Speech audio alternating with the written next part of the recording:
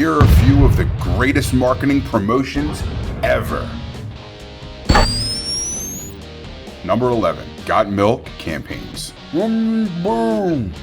Who can remember that iconic ad where the poor guy couldn't win $10K just because his mouth was full of a peanut butter sandwich? Sometimes ad teams are hired to sell sexy new products, cool gadgets, or hit brands. But sometimes they're hired to sell milk. But really though, I'm wondering what the percentage of adults that drink milk is. Anyways, how do you really get people to drink more of something that most of the world already knows about? Ad man Jeff Goodby found the solution with two ingenious words: got milk. The tagline's origin was created as a result of a woman in a focus group saying that the only time she even thought about milk was when she ran out of it. Goodby scribbled his response, "Got milk," and the rest is history. One of the most effective marketing campaigns was born. A series of commercials and print campaigns capitalized on that anxiety. None better than the Aaron Burr bit. The campaign was effective to remind people to not get caught being out of milk, even after the cereal is poured. Number 10, Budweiser. What's up? What's up? Beer brands have been doing bro humor forever, and it's not gonna stop, because come on, who's the target audience here? Few campaigns have done it better than Budweiser's What's Up commercial, with a catchphrase that set the standard for silliness that works. The campaign actually had humble beginnings. It was based on a short film called True by Charles Stone, the third that featured friends and their unique greeting. Later, they turned it into a Budweiser ad that first aired in late 1999, but it really hit the mainstream after it appeared during the Super Bowl commercials in 2000. The ad featured a few friends calling each other to see what they were up to. The commercial really kept playing up the fact that dudes can quickly turn up or turn down, depending on the situation. Number 9, Where's the Beef? This ad campaign is an oldie, but a goodie. Where's the Beef was, and arguably still is, a catchphrase in the US and Canada. It originated as a slogan for Wendys, as they wanted to let people know their hamburgers aren't just all bun. Since the ad campaign has launched, it's become an all-purpose phrase questioning the substance of an idea, event, or product. The strategy behind the campaign was to distinguish competitors' big-name hamburgers from Wendy's modest single by focusing on the large bun used by the competitors and a larger beef patty in Wendy's hamburger. In the ad titled Fluffy Bun, actress Clara Peller receives a burger with a massive bun from a fictional competitor, which uses the slogan, "Home of the Big Bun." The small patty prompts Peller to hungrily ask, "Where's the beef?" One fun fact was that the original commercial was originally supposed to star a young couple, but the director didn't find the concept funny, and that's when the iconic elderly ladies became icons. Number 8, Metro Trains. Dumb Ways to Die. How does a safety public service announcement for a local train company become the juggernaut of award ceremonies, netting every creative prize going? McCann Melbourne's Dumb Ways to Die tapped into two elements that are loved almost universally: catchy music and cute cartoon characters. Add some really black humor in the mix, and you get the beginnings of a cult classic. Deliberately created to promote viral shareability, the ads featured adorable animated characters graphically meeting their fate in various, let's just call it, interesting ways. The song, recorded by Tangerine Kitty, went viral itself as well. Within 24 hours of its launch in November 2012, the Dumb Ways to Die song reached the top 10 charts on iTunes. But the YouTube video was really the big star. It was also effective. Metro Trains noticed a 21% reduction in accidents and deaths on its network as a result of the campaign. Number 7, Apple. Get a Mac. Are you a Mac or a PC? Back in 2006, an ad agency, TBWA, helped Mac launch the Get a Mac campaign.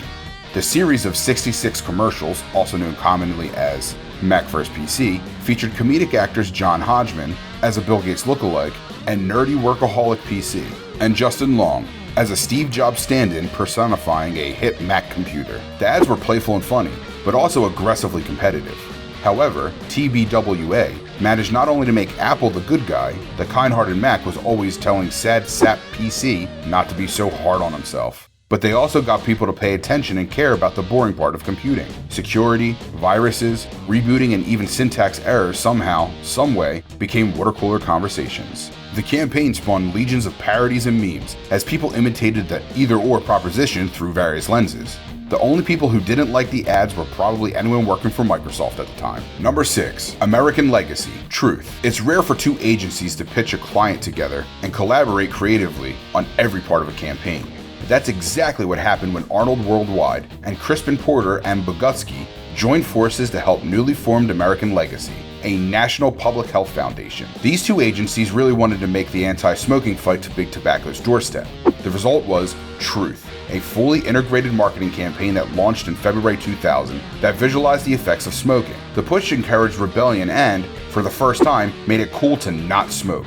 Instead of making a public service announcement, the agency set out to build a brand. While other public service announcements were trying to scare smokers by showing death, the idea for Truth was the push against the lies of big tobacco companies. The campaign was the first real gloves-off attack on the industry, and one of the best examples of subverting the traditional paid media approach to get the word out. Is it because of this particular campaign that the percentage of high school kids smoking has consistently gone down after its peak in 1997? Number 5. P&G. Thank you, Mom. Hey, everyone has a soft side, and this ad campaign hit close to most people's hearts as everyone came from a mom. This emotional, tear-inducing, award-winning ads was exactly what was needed to get consumer goods giant P&G in front of the worldwide audience during the Olympics. The new ad was shot on 4 continents and featured local actors and athletes from each location: London, Rio de Janeiro, Los Angeles, and Beijing. It focuses on one mother in each location raising a young athlete and all the work that goes with it. It shows those great moms waking their kids up in the morning, making breakfasts, driving their kids to practice, and supporting them with encouragement. The tagline for the ad is, "The hardest job in the world is the best job in the world." There were even many follow-up ads after this one reached a huge success. Though the spots focus on sport and Olympic athletes, the ad campaign was universally loved for its underlying message about love and support. Number 4. Old Spice. The man your man could smell like. Before Old Spice's genius marketing campaign launched, seriously, how many dudes were wearing Old Spice out there? The marketing agency hired to do the campaign figured out that women were making the majority of body wash purchases. They realized a lot of men were just using their wife or girlfriend's body wash, and this really wasn't good for Old Spice sales. So they had to speak to women without alienating men, something Old Spice had never done before. The challenge turned into an ad, and later a campaign basically revolving around the slogan, "Man your man could smell like," played by actor Isaiah Mustafa. Who can't remember seeing on TV the old guy progressing through various extraordinary situations in exotic locations and costumes?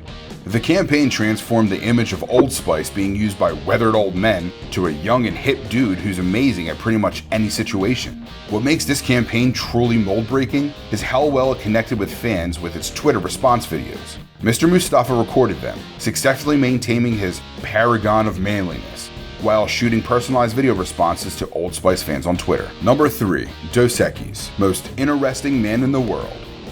This classic beer campaign broke the mold for beer ads. Rather than featuring 20-somethings, Dos Equis aged up, making a star out of gray-haired journeyman actor Jonathan Goldsmith. In the campaign, he plays the debonair, most interesting man in the world, who's pretty much become one of the most revered ad characters of the century. Or, as one ad suggests, if he were to pat you on your back, you would list it on your resume. You know what? If this dude actually existed in real life, I wouldn't disagree with that. The ad agency decided to pick an older protagonist so the younger guys wouldn't see him as a threat or as a reminder of accomplishments they haven't achieved yet. The campaign was based on a research showing that the greatest fear of young, male bargoers was to be thought of as boring. I'm not going to disagree with that sentiment either. Number 2. Just do it. I think a better question to ask is who doesn't know that this slogan is a trademark of Nike.